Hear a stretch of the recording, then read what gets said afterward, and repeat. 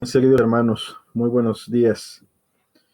Hoy queremos continuar con el ciclo de enseñanzas que hemos estado impartiendo acerca de tiempos del fin. Esa es la novena plática. Y hoy queremos estar hablando de un tema que considero importante tocar debido a lo poco que se habla el día de hoy de estas cosas en la iglesia.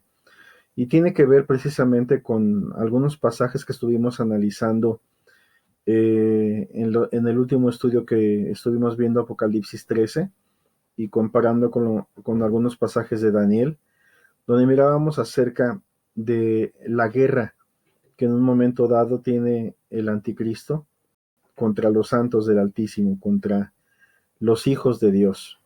Y esto no es un tema famoso, definitivamente para muchos causa quizás hasta temor, pero yo creo que es importante entender lo que la Biblia nos dice respecto a esto. Las raíces del cristianismo, es importante ir hacia atrás y mirar cómo ha sido la trayectoria de la iglesia durante miles de años, cómo ha sido realmente el andar, el caminar de los creyentes, de los cristianos, y cómo aún en momentos de dificultad, momentos difíciles, momentos de persecución, de tribulación, cuál ha sido el ánimo y cuál ha sido la actitud que ha tenido la iglesia ante estos hechos. Hoy gozamos en muchos de nuestros países, incluyendo el nuestro, México, con todavía cierta libertad de expresión, libertad para reunirnos, para alabar a Dios juntos, aún con todos estos problemas que hemos tenido por la pandemia que nos ha tocado a nivel mundial en este 2020. Aún con todo y eso, en muchos lugares todavía se puede uno reunir a alabar a Dios junto con otros creyentes, cosa que en otros países como China, como Corea del Norte o algunos países de corte islámico, no es posible esto. Sin embargo, a pesar de que eso está ocurriendo en otras naciones, muchas veces, sobre todo en la parte occidental, tendemos a pensar o a mirar a veces con recelo o, repito, con temor la idea de pensar en alguna persecución o de que algo llegue de alguna forma a ponerse en contra de la iglesia a esa magnitud. Pero debemos entender que todas estas cosas es algo histórico, que la iglesia siempre ha vivido, iniciando desde el fundador, iniciando desde nuestro Maestro y Salvador, el Señor Jesucristo. Así que eh, vamos avanzando en esta idea y vamos entendiendo por qué es importante ir analizando acerca de lo que significa que haya una guerra contra los santos. Y así hemos titulado esta enseñanza. En los pasajes de Daniel que estuvimos viendo, uno de ellos era el capítulo 7, y hay un versículo en particular que llama la atención, porque en el verso 21 dice que y veía yo que este cuerno hacía guerra contra los santos y los vencía. Aquí estamos hablando en tiempos donde Daniel, obviamente, eh, está hablando, está mirando esa oposición y esa guerra. Para entonces todavía no era fundada la iglesia como tal, aunque evidentemente ya había gente justa y creyente que amaba a Dios, como es el caso de Daniel, entre el pueblo judío. Entonces era fácil poder interpretar que eso hablaba específicamente del pueblo de Israel. Pero si eso fuese el libro de Apocalipsis, donde ya la iglesia ha sido prácticamente fundada por el Señor Jesucristo y establecida, y para este tiempo, pues no solamente existen cristianos en toda la parte de Jerusalén y Judea, sino que el Evangelio se ha extendido a Asia, se ha extendido a distintos lugares que ya pudiésemos llamar el Evangelio ha sido entregado a los gentiles. Y ya para los tiempos cuando Juan recibe el Apocalipsis, evidentemente ya hay iglesia. De hecho, el libro de Apocalipsis en sus primeros capítulos, el 2 y 3, Habla de iglesias establecidas precisamente y son de corte gentil. ¿Qué quiero decir con esto? Que no son dentro de los límites ni de Jerusalén, ni de Israel, sino ya estamos hablando de otros lugares donde ya había iglesia del Señor. Y nuevamente a Juan, en Apocalipsis 13, que es el capítulo que vimos en la enseñanza pasada, donde vimos las dos bestias, al anticristo y al falso profeta, dice en el verso 7 que se le permitió hacer guerra contra los santos y vencerlos. También se le dio autoridad sobre toda tribu, pueblo, lengua y nación. Volviendo a Daniel 7, en el verso 25 dice, y hablará palabras contra el Altísimo y a los santos del Altísimo quebrantará y pensará en cambiar los tiempos y la ley y serán entregados en su mano hasta tiempo y tiempos y medio tiempo. Miramos también el significado de estas palabras y está hablando de 3 años y medio, en donde actuará y donde se manifestará tal y como es este ser maligno, el hijo de perdición, y en donde abiertamente ya persigue definitivamente, como dice la Escritura, los santos del Altísimo. Obviamente, este concepto ya se ha pluralizado, está seguramente aún también extendiéndose no solamente a israelitas convertidos, sino también a la misma iglesia de Dios, porque lo podemos mirar más adelante en las características que menciona la Biblia acerca de la gente que sale de este periodo de grandísima prueba.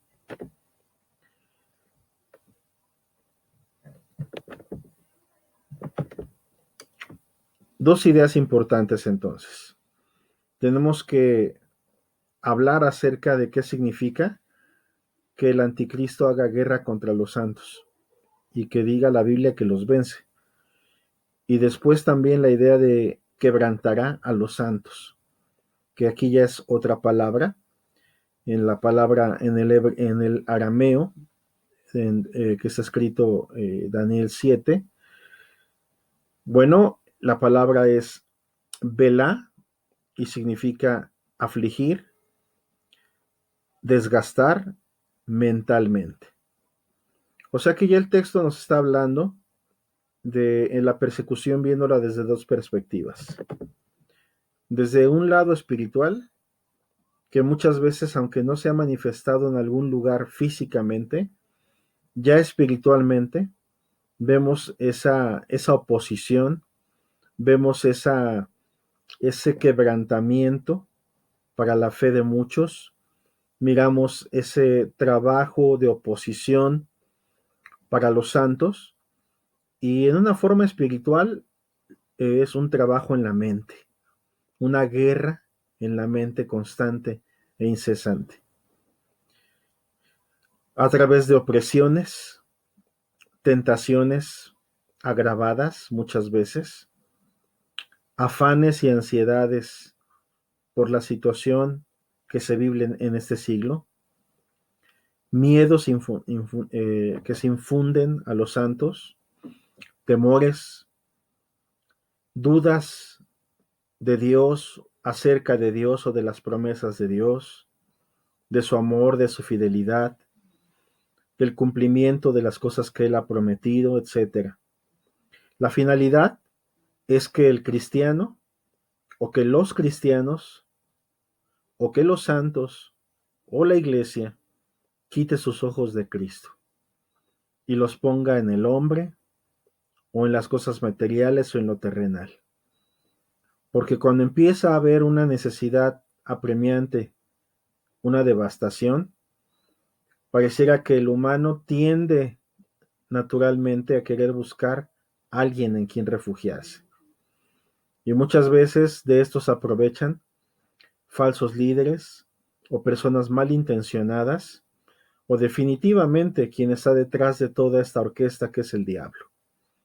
En los últimos tiempos no es de sorprendernos entonces que la figura, su último carta sobre la mesa que echa, es el anticristo, y definitivamente a través del espíritu de anticristo que ahora ya opera, como lo dice el apóstol Juan, ya está operando en el mundo, y cuanto más ahora, en tanto que pasa el tiempo y se acerca la venida de nuestro Señor Jesucristo, eso es algo cada vez más palpable.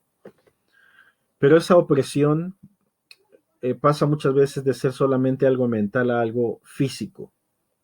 Y entonces vemos lo que está pasando en muchos países en la actualidad. Mencionaba yo, por ejemplo, el caso de China, donde es cruenta la persecución contra los cristianos, donde cierran iglesias, o países musulmanes donde queman prácticamente los templos o los lugares de reunión donde los cristianos se reúnen, donde los matan públicamente, donde hay tortura, sacrificio contra la iglesia del Señor Jesucristo. Las amenazas claras o la persecución en países como Corea del Norte, por decir algunas naciones, pueden escapar muchas otras. Mas, sin embargo, esto es una realidad para muchos cristianos como nosotros hoy, y que no tienen la libertad que en otros países tenemos todavía. Pero la física entonces son persecuciones, tribulaciones físicas ya, martirios y hasta la muerte. La finalidad es entonces acabar con el cristiano, o querer acabar con el cristianismo, que representa una amenaza para los intereses del diablo. Claro, si no pudo derribarte a nivel mente, hacerte dudar de Cristo, y si por el contrario la fe del Señor se afianzó más en un corazón, pues puede llegar las cosas hasta que la estrategia contra tu vida, contra la mía, sea una situación física. Recordemos al legendario o la antigua historia de Job. Job seguramente la oposición primero fue espiritual, pero a través de tentaciones, de problemas, de situaciones, él vivía una vida confiada y agarrada de la mano de Dios. Pero Satanás tuvo que pedir permiso, y su argumento era, bueno, él te sigue siendo fiel, él te sirve, porque no le has quitado nada, porque no lo has tocado a él. A tal grado que si avanzamos en ese precioso libro, vemos como en un momento dado le es dado permiso al diablo por un poco de tiempo el venir en una forma terrible sobre la vida de Job, y cómo se manifiesta ahora gran tipo de calamidades en una forma física. Pero Dios en su ciencia y sabiduría lo permite. Y a pesar de que fue un momento muy duro para la vida de Job, muy difícil de soportar, en realidad al final de todo, las bendiciones que vinieron sobre la vida de Job no tienen precedente, ni se pueden comparar aún bajo el tiempo que fue permitido sufrimiento en su vida. Vemos que el libro de Hebreos en el capítulo 12, versículo 2, ahora entrando ya en cuanto a la iglesia, podemos decir que nuestro Señor y Maestro, Él nos puso el ejemplo. Y la idea de que el cristianismo pudiese existir y llegar hasta nosotros el día de hoy, definitivamente se debió, en primer lugar, a que Cristo Jesús, el Hijo del Dios viviente, Dios mismo hecho carne, estuvo dispuesto a llegar en su obediencia aún no solamente al martirio y a la oposición, sino hasta la misma muerte, y muerte de cruz, por amor a nosotros. Puestos los ojos en Jesús, el autor y consumador de la fe, el cual por el gozo puesto delante de él, sufrió la cruz, menospreciando el oprobio, y se sentó a la diestra del trono de Dios. Vemos ahora en la iglesia también, en Hechos capítulo 5, versículo 40, es la primera iglesia, y cómo empieza a ser su modus vivendi, Y lo que la Biblia nos empieza a hablar acerca en el libro de los Hechos, en sus primeros capítulos, es no solamente las enormes bendiciones y el poder que había sobre la iglesia, sino la terrible persecución que tuvo desde sus inicios. Y convinieron con él y llamando a los apóstoles después de azotarlos, les intimaron que no hablasen en el nombre de Jesús y los pusieron en libertad. Y ellos salieron de la presencia del concilio, gozosos de haber sido tenidos por dignos de padecer afrenta por causa del nombre. Y todos los días en el templo y por las casas no cesaban de enseñar y predicar a Jesucristo. Vemos entonces cómo era la vida de la primera iglesia y cómo tomaban ellos estas cosas. Vemos entonces en primer lugar que la iglesia siempre ha enfrentado desde sus inicios persecución. Desde que el reino de los cielos se ha manifestado en este mundo, sufre violencia y solamente los violentos o los valientes lo arrebatan. Y pasaron los primeros 300 años de la existencia de la iglesia y podemos ver que desde la primera generación hasta la siguiente, hablando como primera generación, la vida y ministerio de aquellos apóstoles, Pedro, Jacobo, Juan, Mateo, cada uno de ellos, vemos cómo la iglesia fue perseguida en una forma tremenda. Santiago, Pablo, después los padres apostólicos eran sus discípulos de ellos, los discípulos de los apóstoles, o los discípulos del Señor Jesucristo. Gente como Ignacio, como Clemente, como Policarpo, que fueron fieles seguidores también del Señor, tal como fueron también sus discipuladores. Vemos entonces cómo el Señor Jesús mismo ya había dicho en su enseñanza del Sermón del Monte en Mateo capítulo 5, bienaventurados los que padecen persecución por causa de la justicia, porque de ellos es el reino de los cielos. Recordemos que la palabra bienaventurados, macariotes, significa muy bendecidos, dichosos, sumamente felices, sumamente afortunados, dichosos. Bienaventurados sois cuando por mi causa os vituperen y os persigan y digan toda clase de mal contra vosotros, mintiendo. Gozaos y alegraos, porque vuestro galardón es grande en los cielos, porque así persiguieron a los profetas que fueron antes de vosotros. Vemos entonces cómo esto es enseñanza pura, cristiana y enseñanza apostólica además. En Filipenses 1:29 dice la Escritura, porque a vosotros os es concedido a causa de Cristo, no solo que creáis en Él, sino también que padezcáis por Él. En 2 de Timoteo 1:7 dice, porque no nos ha dado Dios espíritu de cobardía, sino de poder, de amor y de dominio propio.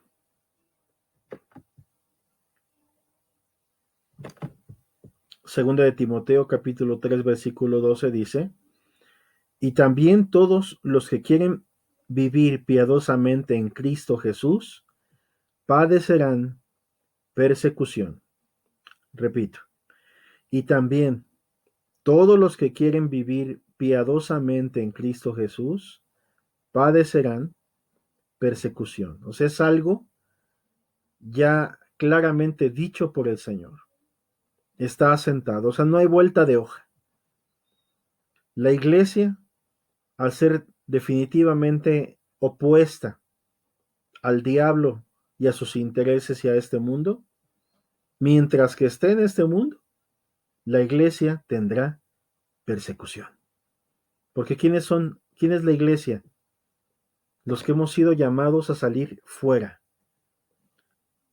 de la forma de andar de este mundo, a salir fuera de nuestra vida pecaminosa anterior, a salir fuera de las tradiciones humanas y carnales, a salir fuera. De ahí proviene la idea de la palabra eclesía, en el griego original, que es la iglesia. Todos los que quieran vivir piadosamente en Cristo Jesús padecerán persecución. En Hechos capítulo 14, versículo 21 y 22 dice, hablando de la trayectoria de cómo llevaban la palabra del Señor los apóstoles, estamos hablando también de Pablo,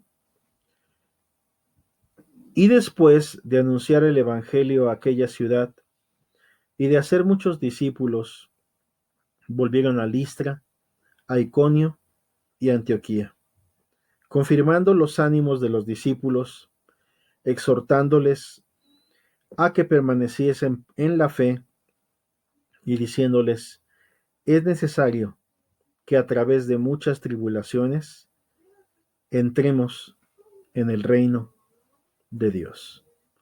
¿Qué enseñaban los apóstoles a los creyentes, aun a los nuevos discípulos? ¿Cómo confirmaban aún sus ánimos de ellos? En primer lugar, con su ejemplo, con vidas que eran valientes y estaban dispuestas a lo que fuera por el Señor. En segundo lugar, instruían que era necesario que a través de muchas tribulaciones entrásemos o entremos en el reino de Dios. Seguimos. En el Evangelio de Juan, en el capítulo 16, versículo 33, Jesús dijo, estas cosas os he hablado para que en mí tengáis paz. En el mundo tendréis aflicción, pero confiad, yo he vencido al mundo. Vemos entonces cómo la iglesia no solamente entendió que padecería persecución, sino vimos en segundo lugar la actitud con la que ellos enfrentaban esas persecuciones, que eran gozosos, eran felices de haber sido tenidos por dignos de padecer aquellas afrentas. En tercer lugar, siempre esto ha ido acompañado de abundante fruto. Porque también Jesús dijo en Juan capítulo 12, versículo 24, de cierto os digo que el grano de trigo no, si no cae en la tierra y muere, queda solo, pero si muere, lleva mucho fruto. Repito, de cierto os digo que si el grano de trigo no cae en la tierra y muere, queda solo, pero si muere, lleva mucho fruto. Así que esto va desde la muerte a uno mismo, desde el negarse a uno mismo. Está claro que entre más autonegación, entre más cruz en una vida hay, es por eso que en tales vidas hay más poder, más unción, más gracia de parte del Señor. Claro, estoy hablando de convertidos, de gente que tiene el Espíritu.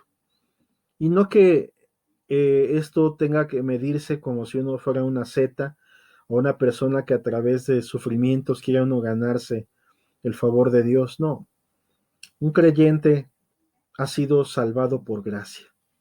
Tiene el favor de Dios porque Dios quiso y tuvo misericordia de él, porque recibió de Dios el perdón de pecados y una grande salvación.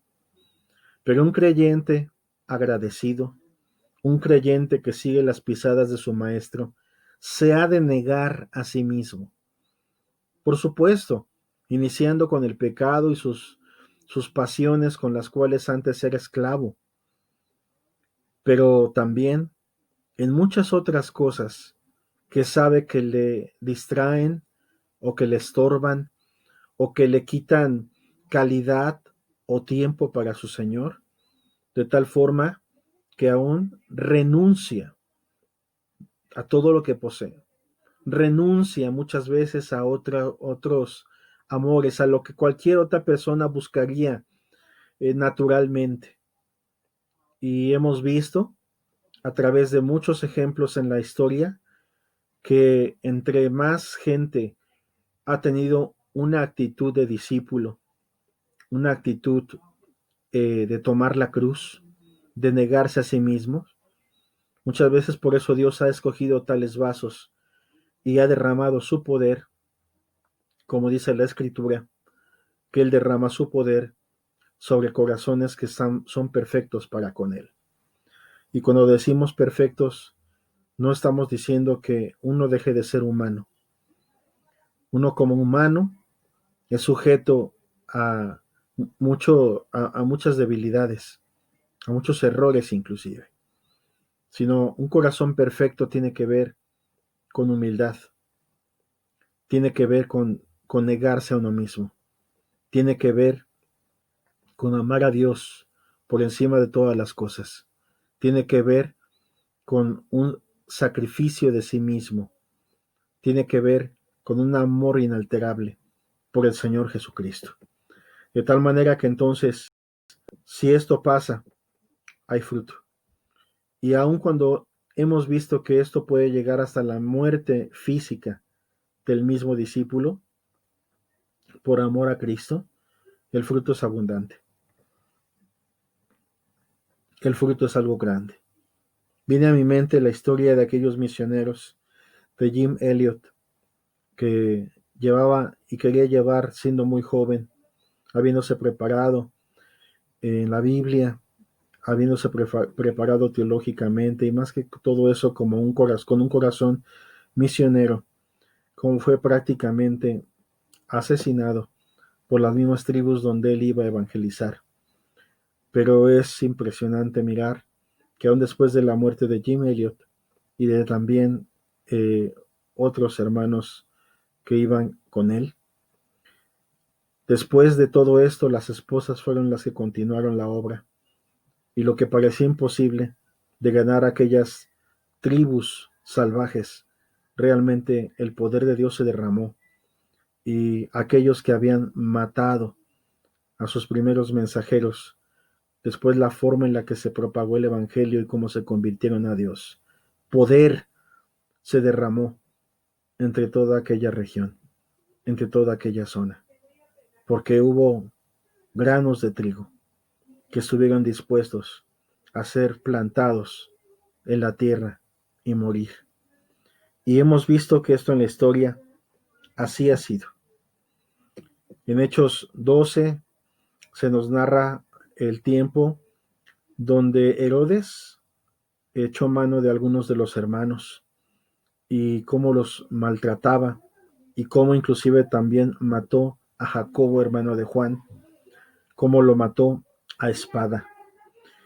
Y la Biblia dice en el versículo 3 del capítulo 12 de Hechos que, y viendo que esto había agradado a los judíos, procedió a prender también a Pedro, es decir, una vez visto que había resultado un éxito para él en su fama, la muerte de Jacobo, ahora decidió irse sobre Pedro y lo encarceló y puso a 4 grupos de 4 soldados cada uno para que lo custodiasen. Se proponía sacarle al pueblo después de la Pascua.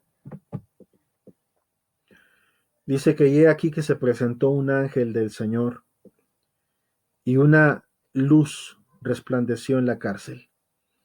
Y tocando a Pedro en el costado, le despertó diciendo, levántate pronto. Y las cadenas se le cayeron de las manos. Una situación milagrosa aquí.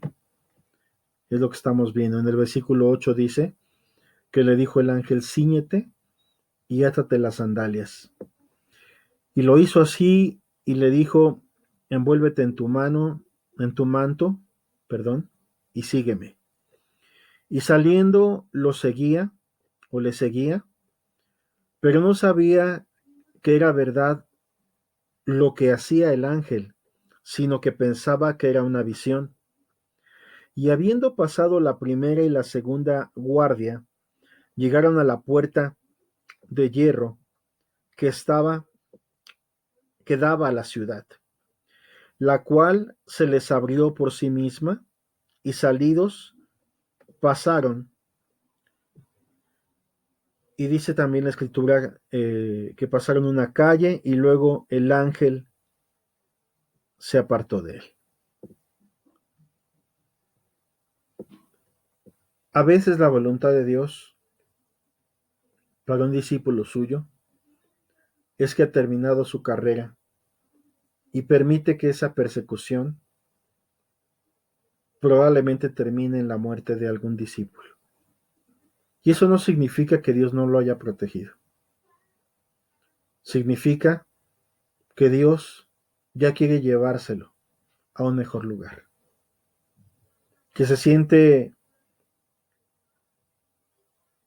enormemente enamorado, satisfecho por el servicio de aquella persona y dice: ha llegado tu tiempo. Y se llevó a Jacob. Eso no quiere decir que no estaba agradado con la vida de Pedro, claro que sí, pero todavía no era el tiempo para Pedro. Y entonces, mientras a uno salva del fuego, quizás otros son consumidos en el fuego, como ocurrió por ejemplo con Juan Jos. Mas sin embargo, a Lutero nunca lo pudieron agarrar. En esta ocasión, a Jacobo le llega su momento de morir. Jacobo, el hermano de Juan. Pero en el caso de Pedro, es liberado sobrenaturalmente por un ángel de Dios. La iglesia no lo podía creer.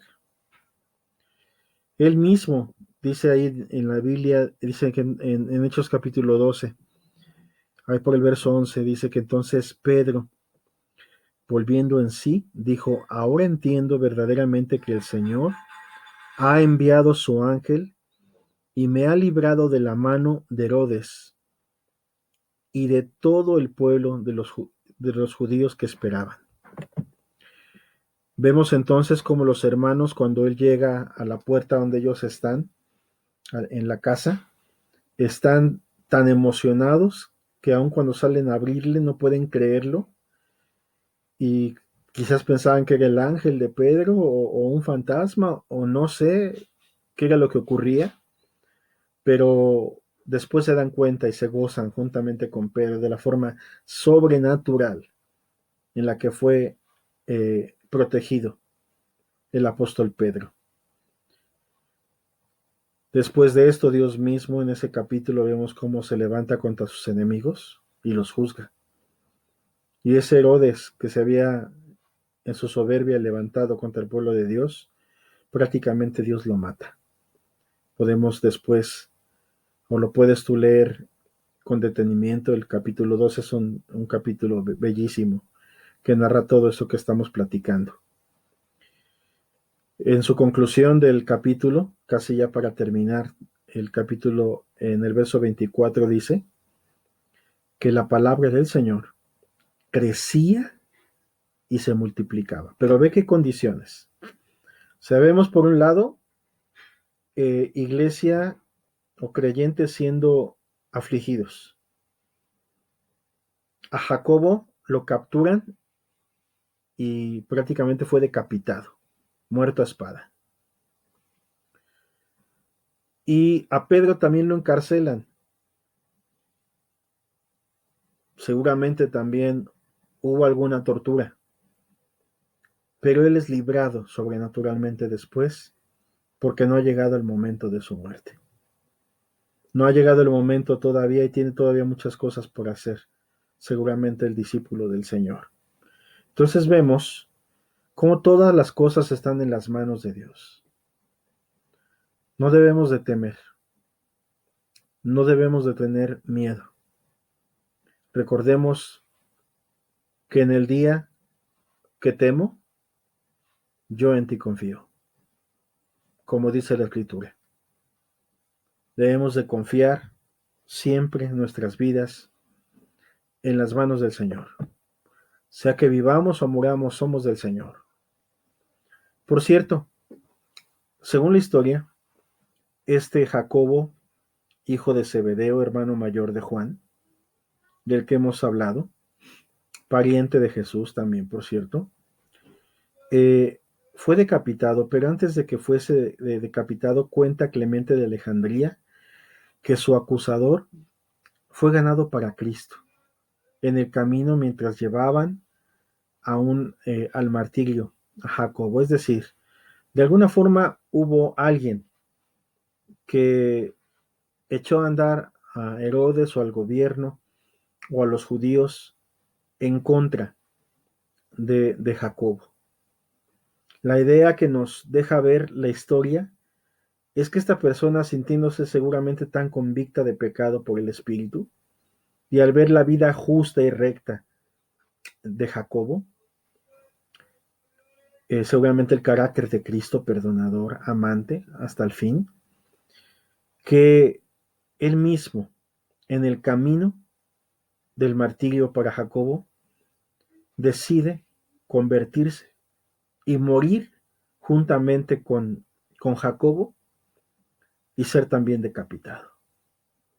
Esto lo dice la historia. Son cosas que cuenta en este caso Clemente de Alejandría y que los historiadores también a su vez han recogido y nos hablan de cómo era la vida de la iglesia. De Pablo se dice también que antes de ser decapitado, dicen los historiadores que dos caballeros que mandó Nerón, los cuales sus nombres eran Férega y Partemio, al llegar lo encontraron enseñando al pueblo. Y una vez que lo tomaron, le pidieron que orase por ellos, para que también ellos pudiesen creer. Pablo les dijo que poco tiempo después de su partida, ambos creerían en el Señor y que serían bautizados delante de su sepulcro. Cosa que es sorprendente, pero aún en los mismos momentos de su entrega y su muerte, de muchos de estos hombres y soldados valientes de Cristo, hubo fruto, y fruto en abundancia. ¿Y qué no poder decir de hasta ahora el ejemplazo que nos dejó vidas como la de Pablo, como la de Jacobo, como la de Pedro, que dieron su vida por Cristo? Así que, por eso Tertuliano decía que la sangre de los mártires es semilla de la iglesia o semilla de los cristianos. Esto ha inspirado a otros hombres a decir cosas similares.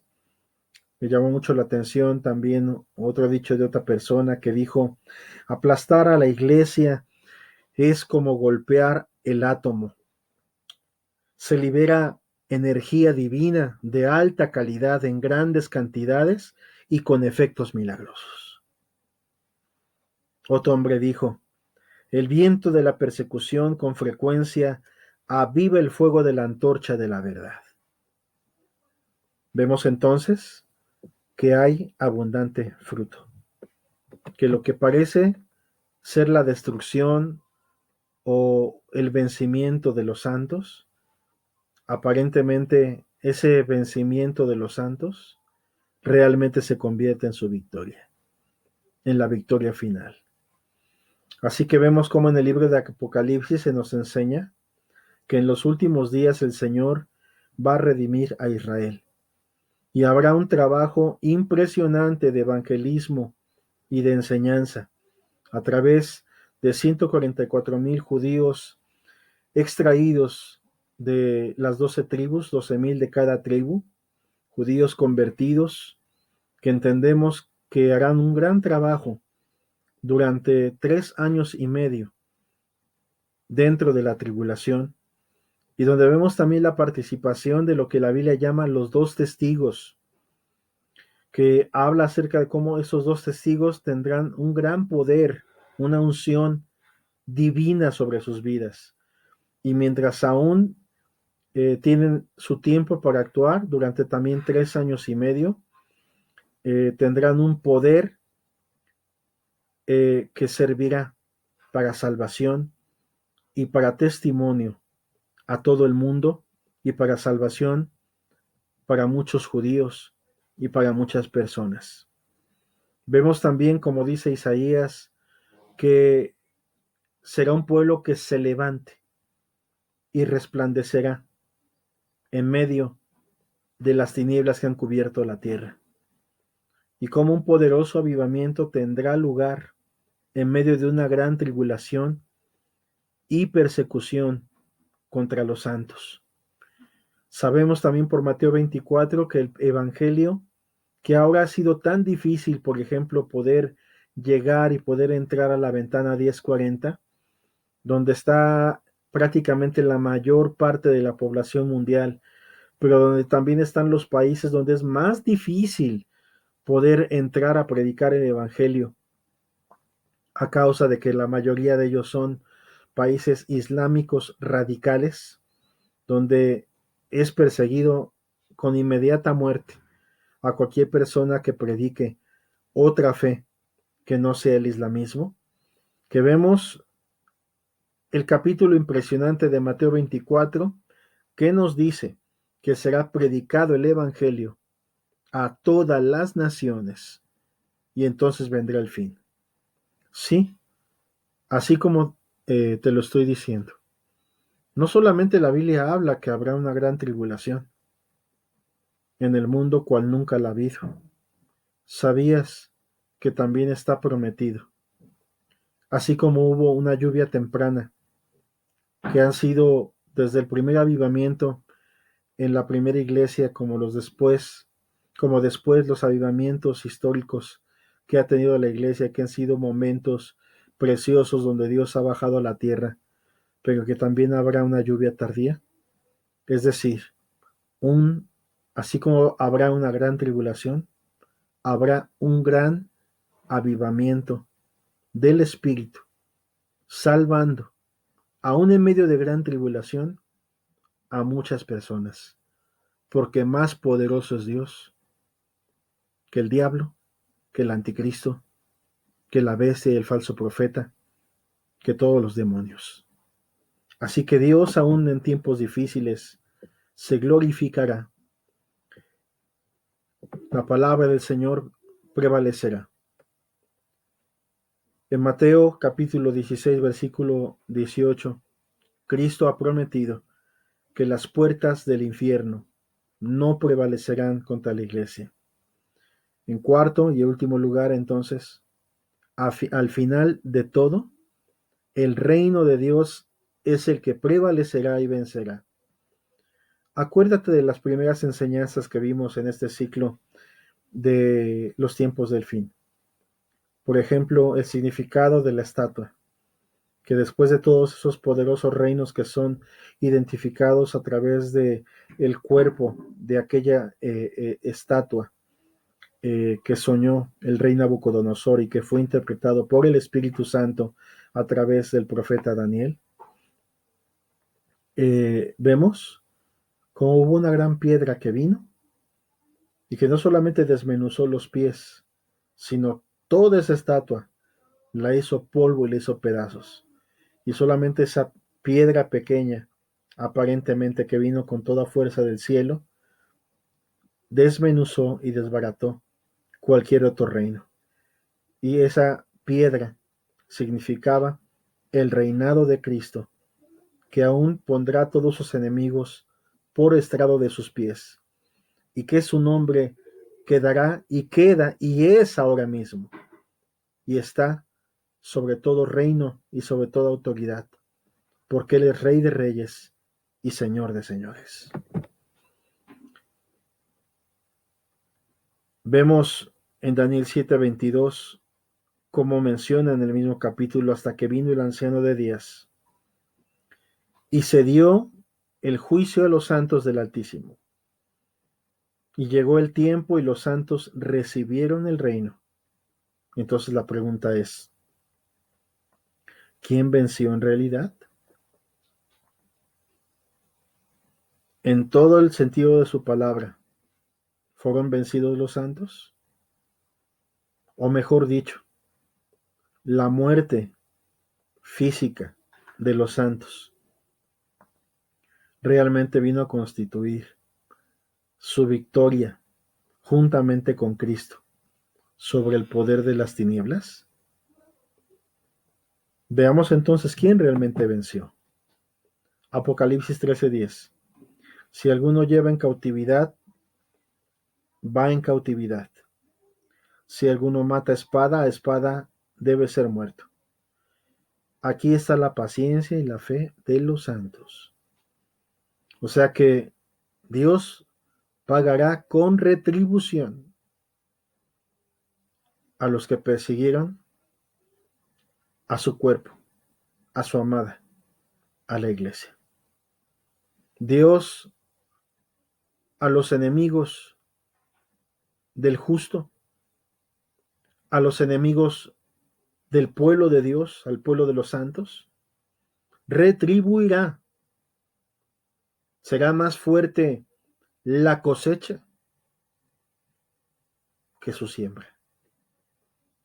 Si alguno mata a espada debe de ser muerto.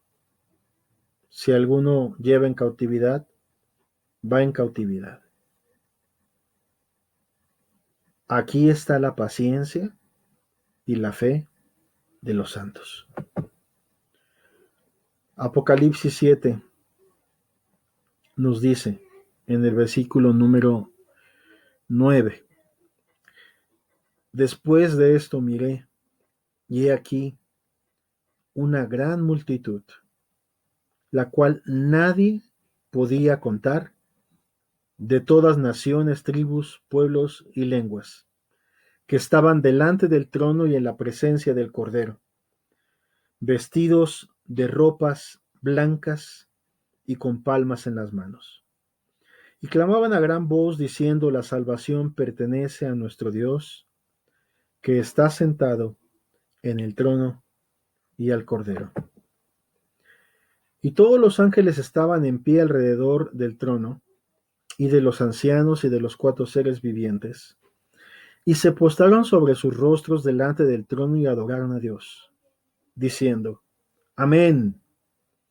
La bendición y la gloria y la sabiduría y la acción de gracias y la honra y el poder y la fortaleza sean a nuestro Dios por los siglos de los siglos. Amén. Entonces uno de los ancianos habló diciéndome: Estos que están vestidos de ropas blancas, ¿quiénes son y de dónde han venido? Yo le dije: Señor, tú lo sabes. Y él me dijo: Estos son los que han salido de la gran tribulación y han lavado sus ropas y las han emblanquecido en la sangre del Cordero. Por esto están delante del trono de Dios y le sirven día y noche en su templo. Y el que está sentado sobre el trono extenderá su tabernáculo sobre ellos. Ya no tendrán hambre ni sed, y el sol no caerá más sobre ellos, ni calor alguno. Porque el Cordero que está en medio del trono los pastoreará y los guiará a fuentes de aguas de vida, y Dios enjugará toda lágrima de los ojos de ellos. Y Filipenses en el capítulo 3, versículo 8 al 11 dice: Y estando en la condición de hombre, hablando de Jesús, se humilló a sí mismo, haciéndose obediente hasta la muerte y muerte de cruz. Por lo cual Dios también le exaltó hasta lo sumo, y le dio un nombre que es sobre todo nombre, para que en el nombre de Jesús se doble toda rodilla de los que están en los cielos y en la tierra, y debajo de la tierra, y toda lengua confiese que Jesucristo es el Señor, para gloria de Dios Padre. Satanás estará postrado y confesará con sus labios que Cristo es el Señor. El anticristo y el falso profeta, que fueron vencidos por el Cordero en su momento y en su tiempo, estarán ese día postrados sobre sus rodillas y confesarán que Cristo es el Señor. Todos los demonios, toda la humanidad, los ateos, los dictadores, los ricos, la gente que estuvo en poder, todos serán humillados bajo la poderosa y santa mano de Dios. Y todos confesaremos, toda lengua confesará que Cristo es el Señor. Y aún de aquellos que sufrieron en esa gran tribulación, hemos visto el galardón y la gracia, hemos visto la herencia preciosa de aquellos que fueron fieles hasta la muerte, imitando y siguiendo a su Señor, Salvador y Rey, Jesucristo. Por lo cual podemos decir que en todas estas cosas somos más que vencedores por medio de aquel que nos amó. ¿Te das cuenta cómo terminan todas las cosas? En una enorme, preciosa y grande victoria de Cristo y de su pueblo. Y cómo aún lo que pueda ser una grande aflicción, como hoy cuando en una forma personal somos afligidos por una situación a veces tan grande y tan fuerte y tan pesada que sentimos que no la vamos a soportar. Pero si Dios la permite en nuestras vidas, también podemos decir que Dios nos da la gracia para soportarla. Y sabemos que esta leve tribulación produce en nosotros un más excelente y eterno peso de gloria. Demos gracias al Señor. Padre, gracias por tu palabra preciosa y santa, que no deja de maravillarnos y asombrarnos, de consolar y de llevar a descanso nuestro corazón, sabiendo que aún todas las cosas están en tus manos y bajo tus pies, que nada escapa de tu control y que todo lo que tú permitas en nuestras vidas es para nuestro bien, desde ahora y para siempre, porque tuyo es el reino y el poder y la honra y la gloria y la alabanza y toda adoración por los siglos de los siglos. Amén. Te amamos. Ven pronto, Señor Jesús. Amén. Dios te bendiga, amado hermano. Meditemos en estas palabras y que el Señor nos siga dando entendimiento para sacar todas las grandes riquezas que hay en su palabra. Dios te bendiga.